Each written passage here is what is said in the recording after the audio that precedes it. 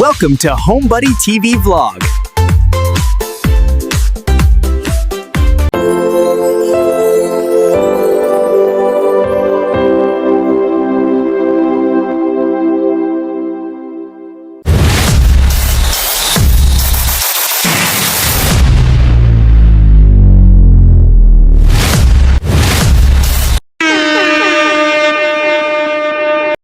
Hello, good morning guys. Andito na naman tayo sa Roa City. Ang araw ngayon ay Miyerkules, no? Hindi tayo nag-vlog nung nakarang mga araw kasi nga nagpahinga muna tayo guys. Hindi pumasok yung mga bata nung nakarang araw, no? Kasi practice lang naman sila. Ngayon ay ano nila, no? Recognition, no? O tinatawag nilang moving up, ano? So ayun guys, nandito muna tayo sa sa may beach area. Dito tayo sa may sa may People's Park banda kasi kakatapos ko lang kumain, no. Dumaan ako doon sa may kainan kay Panings Eatery, no. So ayun, masarap yung ulam natin guys, no. Tambo, no. Yung may gata. Sarap, may hipon nung yung niya, yung sahog, no. Tapos, syempre, as usual, nag-order din tayo ng favorite natin na lechon paksiw, guys. Nice! So, ayun, mamaya, kung makauwi kami ng mas maaga, di ko alam, di nag-advise yung aking kapatid, no? Magkasama man kami ngayon nagparohas, kung anong oras, hanggang anong oras sila, no? So, in case na mapaaga kami uwi, at darating din kasi yung aking in-order sa TikTok shop na GD100 amplifier. Gusto kong bumuo ng guys, yung speaker box, yung malaki-laki, no, yung pang videoke. Yun sana yun. Kaya meron tayong speaker doon, mga luma, galing sa sasakyan, no. May akong DJs doon na speaker. Gusto kong gawa ng box, Tapos meron din tayong in-order na mid-range, no? 5 inches na mid-range na speaker. FT Star yung brand niya. Susubukan ko lang guys, no? Kasi yung speaker na yon na galing sa sasakyan more on bass yun Woofer yun guys. So medyo mababa yung yung tunog. Pang bass talaga yon. Tapos kailangan may mid-range para may vocal, no? Para sa vocal naman. Kasi gusto kong gumawa ng speaker guys na pwede kong gamitin sa videoke, no? Parang karaoke. DIY karaoke speaker, no? So, ayun. Sana dumating mamaya, no? Kasi nag-advise naman na na nandito na daw sa nakita ko sa aking pag-update ko sa app kanina. Nakita ko na nasa Roa City na guys. At na lang yun guys. For delivery na yun, no? Both yung speaker tsaka yung amplifier na GD100. Ita-try natin guys, no, kung compatible. Hindi ko pa na-try, nakita ko lang yun. Baka pwede naman na match naman siya doon sa speaker ko na woofer, no, car woofer na speaker na 10 inches ba yun? 10 inches yata yun. So ayun, sana compatible guys, no. At meron tayong doon natirang plywood doon sa yung ginamit ni nanay, ginawang hagdan doon sa niya, sa wheelchair niya, no, paakyat sa hagdan, no. Hindi ko alam kung magkasya lang. Yun lang, hindi ko alam kung kakasya, no. Pero tatry natin guys kung ano lang yung available na materials pa, hindi na tayo bibili, no. At maghanap na lang tayo ng ibang mga doon, baka meron tayong makuhang mga materials na pwede nating ibuin. Yung palang speaker dati guys na ginawa ko, yung nakita nyo yung maliit na speaker na bulilit, hindi ko pa napinturahan kasi pa ako, wala pa akong pintura. At the same time hindi ko pa alam kung ano yung mga mixture na gagamitin, no, para dun sa texture ng paint na may konting parang katulad sa speaker na binebenta, no, speaker box na may sila parang gumagaspang yung surface, hindi yung yung pino, no, dapat may gaspang na konti, pang speaker talaga. So Isi-search ko pa yun guys kung paano, kung anong mga kailangan. Kailangan siguro may buhangin yun, para may buhangin yata yun eh. Tapos pintura, kung anong klaseng pintura ang gagamitin, kung may mga adhesive pa na gagamitin, yun kailangan ko pa aralin yun. Nakita nyo yung ginawa kong speaker, ano lang, barubal lang, no? Hindi siya ganun kapino, pero hindi naman kailangan ipino yun kasi lalagyan ko rin din naman ng pintura na magaspang, no? Yun yung plano doon, kaya okay lang yun. Kahit may mga gap doon, mapi-fill in na yun ng mga pintura pag napinturahan na guys. At gagawin na natin pulido para maganda tignan, no? So ayun, hopefully mamaya maaga tayo para makagawa tayo ng pinaplano nating DIY speaker na pang video, okay guys. So ayun guys, punta muna ako dun sa beach area.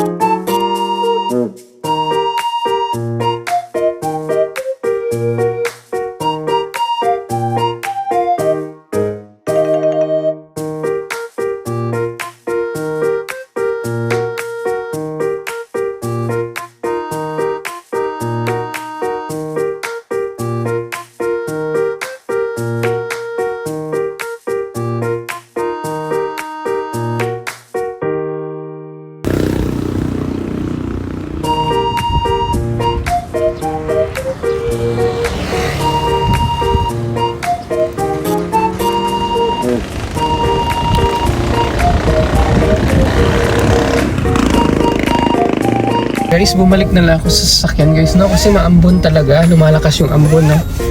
At baka magkasakit pa tayo, no? Kasi mahirap ngayon, ubos ipon, no? Uso na naman, summer, tapos biglang ulan, ganyan. So, mas mabuti pang doon na lang tayo sa tambayan, no?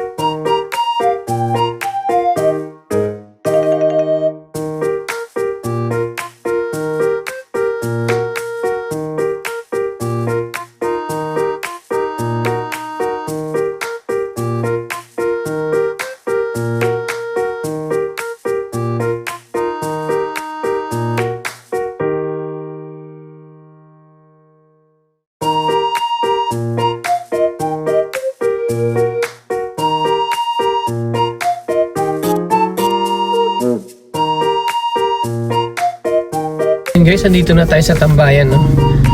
Buti pa dito medyo tahimik ngayon. Wala akong nakita aeroplano, guys. Or baka nakalipad naman na. Hindi lang natin alam, no? Kasi alas 8, 8:15 na eh. So, malamang nakalipad na yung Cebu Pacific, no?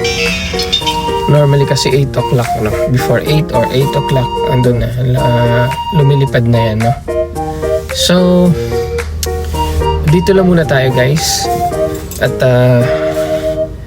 gusto ko munang busog tayo, guys, para ako ay naantok, no? So, muna tayo, guro maidlip muna tayo, no? Hintayin lang natin message ng kapatid ko, baka naman mabilis lang sila doon, half day lang.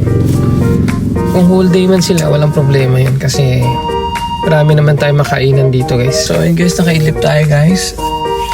Ang oras natin ay 9:30, no? Naisipan ko palang pumunta muna ng City Mall. Lagyan natin ng pera yung ating GCash account kasi 400 plus na lang naiwan doon. So, doon natin ilagay, no? Dito na naman yung mga bata na nagbebenta ng gulay.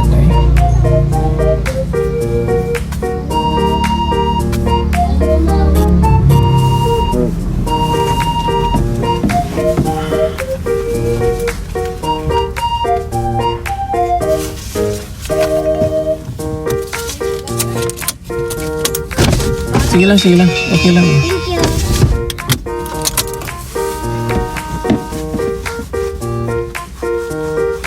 Binigyan ko ng 50 pesos, guys. Ang sipag. Yung babaeng yan, nakita ko na yan dati na nagbebenta ng bulad. Kasama na niya yung mga kapatid niya, no? Binigyan natin ng pera kasi kawawa naman. Hindi ko naman kailangan yung bulad kasi nga hindi tayo pwede. Bawal sa atin yung mga maalat, guys. So, binigyan ko na ng 50. Tatlo naman sila. So, ati-atiin lang nila yun. Nice! Ang pangaon siguro nila yan.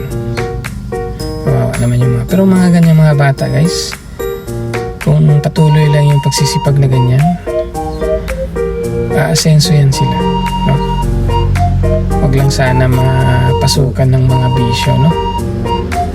Sana yung pagsisipag nila ay magamit sa tama. Tumawag yung kapatid ko, guys. Kailangan daw niya magpunta ng PSA. So punta na lang tayo naman. Instead na punta ako ng City Mall sana, no? Punta muna tayo ng school, guys. Sunduin natin siya doon.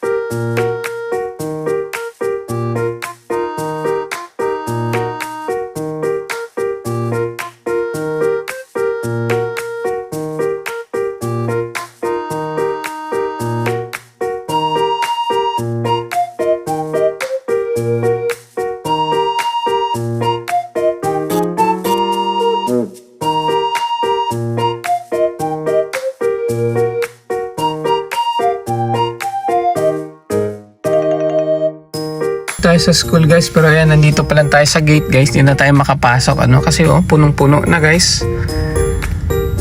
Ewan ko ba't na ganito, no? Nandito na yung, nandito tayo sa gate, so barado yung gate, no? So tayo naman, stranded tayo dito sa gate mismo, no? So hintayin na lang natin kasi yung oras ay 10:30 na. Malamang ay labasan naman na yung misa lang kasi, no? At tapos ng nila. Sabi ng kapatid ko kanina kasi 'di ba sinundo ko siya. Tapos pumunta kami ng PSA, pero kasi online, dapat may online pala. Pag umaga pumunta, dapat naka-online ka na. Tapos kung walk-in ka, alas 12 magsimula. So ayun, babalik kami mamayang 12 o'clock. Pero pagbalik namin dito sa school, ito na po yung namin, oh. Barado na yung daanan. So hindi tayo makapasok guys. So ayan, dyan tayo na punong-puno na yung so hindi tayo makaalis. Tayo na lang natin umusod sila para tayo makalabas.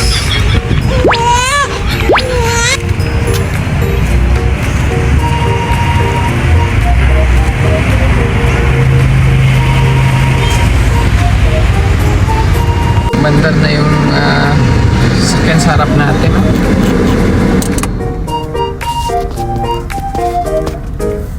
Umusod na rin yung isa, so makakalabas na rin tayo kahit pa paano guys.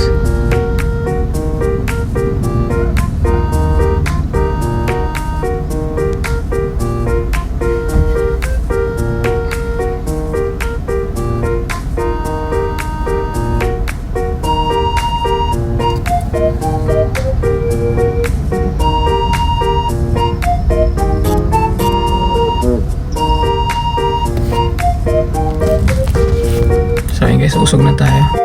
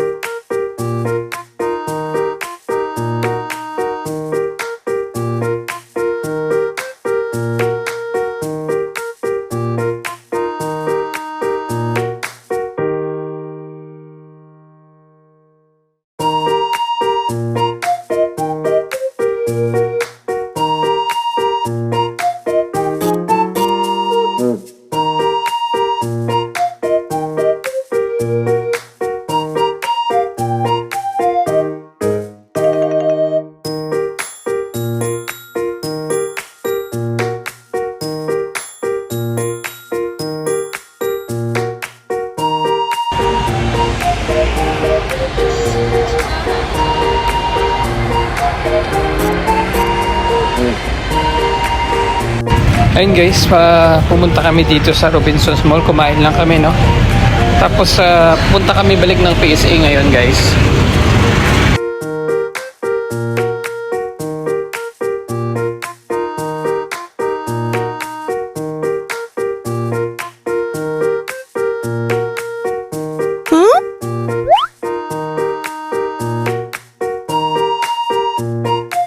So ayun guys, alauna na guys, pero marami pa ring tao guys, no, na nakapila sa PSA, ano.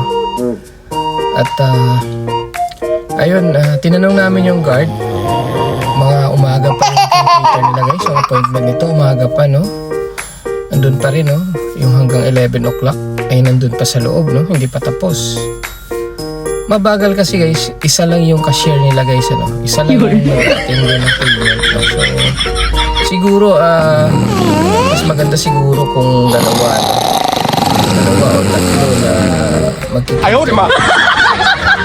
Kasi yung sistema nila guys, parang sa kokonting-konting tao lang pero mahirapan na sila, parang bagal na, no?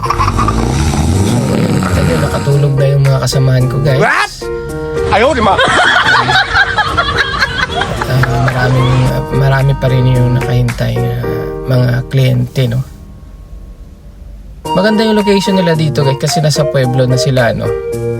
At ayun, mabuti na rin din may PSA dito kasi dati sa Iloilo pa pinupuntahan yung mga ganito, no? Pag kumukuha ng live birth or your authenticated birth certificate, doon pa sa Iloilo pumupunta. Ngayon meron na dito. Kaya nga lang kailangan lang siguro, no, ma-improve yung kanilang services, no? Yung pag-cater nila ng mga kliyente para hindi naman ganyan, no? Nakapila sa labas ang init-init pa naman, no? Ang dami pa kasi guys naka sa loob, no? Ayan, tuloy. Tulog na yung mga ko guys kasama. Sobrang tagal, ano? May bata sa gilid, oh, kawawa nga yun, nandun na nakaupo yung bata sa gilid, oh.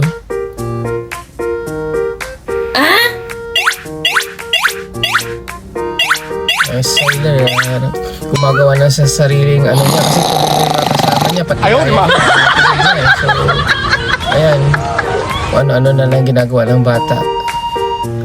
So lumabas muna tayo guys, tumo tayo sa labas kasi natutulog lang naman sila sa loob. Iniwan ko lang na nakaandar yung sasakyan para may aircon, no? Kawawa naman yung mga bata na so 1,000 din yun nung nagastos natin, naginas natin kanina. So kaya naman siguro yan ilang oras, no? Matipid naman yung Mirage, so ayan, andun sila sa loob guys at nandito tayo sa labas.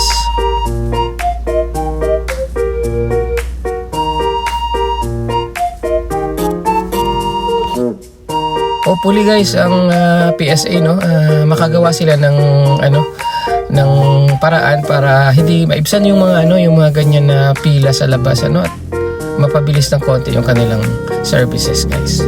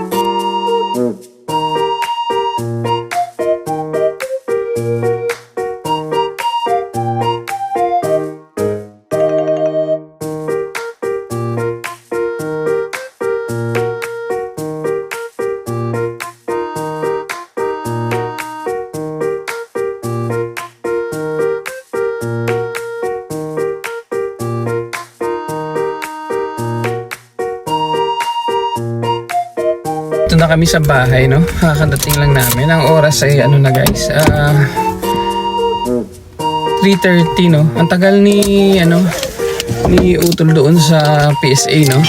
Kapatid ko.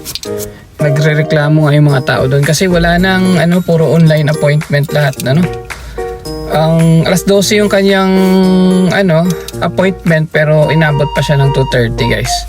So ayun guys, nandito na sa bahay at magpahinga na lang muna siguro ako guys.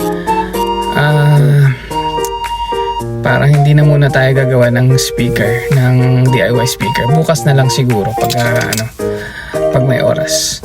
So ayun guys, thank you so much for watching. Bye bye.